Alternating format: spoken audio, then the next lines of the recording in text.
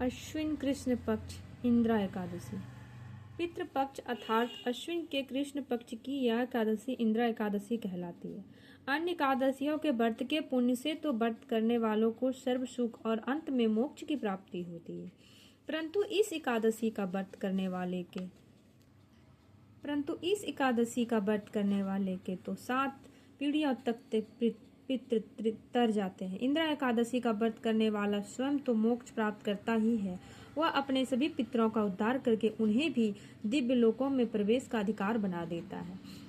इस एकादशी को भगवान शालिग्राम की पूजा की जाती है और पूजा तथा प्रसाद में तुलसी दलों अर्थात तुलसी की पत्तियों का प्रयोग अनिवार्य रूप से किया जाता है। धर्मदार युधिष्ठिर बोले, हे भगवान, अब आप कृपा करके अश्विनी कृष्ण पक्ष की एकादशी की कथा सुनाइए। इसका क्या नाम है तथा इसकी विधि क्या है, फल क्या है, सो सब कहिए।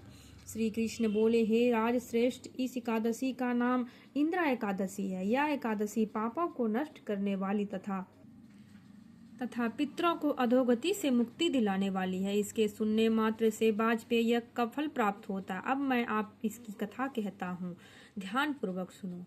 कथा।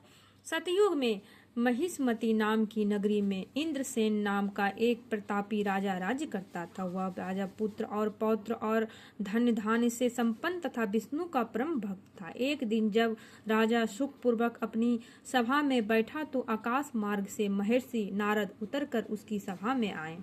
राजा देखते ही हाथ जोड़कर खड़ा हो गया और विधि पूर्वक आसन हुआ अर्घ दिया। तब महर्षि नारद जी ने राजा से पूछा, हे राजन, आपके 7 अंग कुशल पूर्वक तो हैं, तुम्हारी बुद्धि धर्म और तुम्हारा मन विष्णु शक्ति में तो रहता है।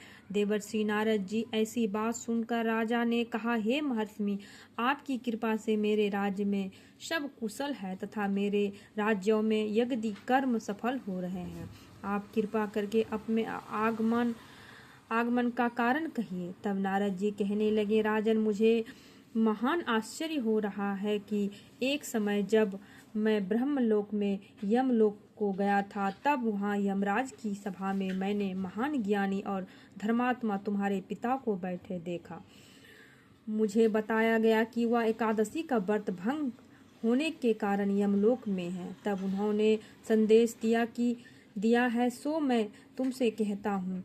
उन्होंने कहा कि पूर्व जन्म में कोई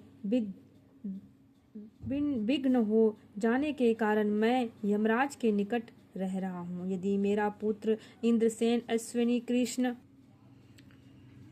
इंद्रा एकादशी का व्रत करे और उसका फल तुम मुझे अर्पित करे तो मुझको स्वर्ग की प्राप्ति हो सकती है। तब राजा कहने लगे कि हे मुनिवर, आप कृपा करके इस व्रत की विधि विधान मुझे बताइए, मैं उनकी मुक्ति का उपाय अवश्य करूंगा। इस पर नारद जी ने बताया, हे राजन, अश्विनी माह की कृष्ण पक्ष की 10वीं के दिन प्रातः काल ध्यान पूर्वक स्नानादि से निवृत्त होकर श्रद्धा पूर्वक पितरों का श्राद्ध करें तथा एक बार भोजन करें एवं रात्रि में भूमि में शयन करें। प्रातः काल होने पर एकादशी के दिन स्नान करें, फिर व्रत के नियमों को भक्ति पूर्वक ग्रहण करते हुए संकल्प करें कि मैं आज संपूर्ण तपनिष्ठा के साथ भोगों को त्याग कर निराहार एकादशी का व्रत करूंगा। हे अच्युत पुंडरीकाक्ष, मेरी रक्षा करें। इस प्रकार नियम पूर्वक शालिग्राम की मूर्ति के सामने विधि पूर्वक श्राद्ध कर योग ब्राह्मणों को फलाहार का भोजन कराएं और दक्षिणा देवे। पितरों के श्राद्ध से जो बच जाए उसको गाय को दें तथा धूप दीप गंध पुष्प नैवेद्य आदि सब सामग्रियों से हर्षिकेश भगवान का पूजन करें। रात में भगवान के निकट जागरण करें। इसके पश्चात द्वादशी के दिन प्रातः काल होने पर भगवान का पूजन करें, ब्राह्मणों को भोजन कराएं। भाई बंधुओं स्त्री और पुत्र सहित सब भी मौन होकर भोजन करें। नारद जी कहने लगे, हे राजन, इस विधि से यदि तुम इस एकादशी के व्रत को करोगे और उसका पुण्य फल आपके पिता को समर्पित करने की प्रार्थना करोगे तो तुम्हारे पिता अवश्य ही स्वर्ग लोक हो जाएंगे।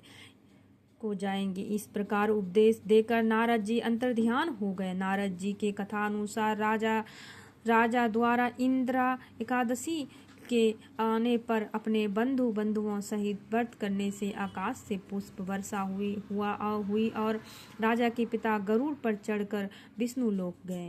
राजा इंद्रसेन भी एकादशी के व्रत के प्रभाव से निकट राज करके अंत समय में स्वर्ग लोक को गया। भगवान श्री कृष्ण कहने लगे, हे युधिष्ठिर, इस इंदिरा एकादशी के व्रत का महत्व मैंने तुमसे कहा। इसके पढ़ने सुनने से मनुष्य के पाप नष्ट हो जाएंगे और इस सब प्रकार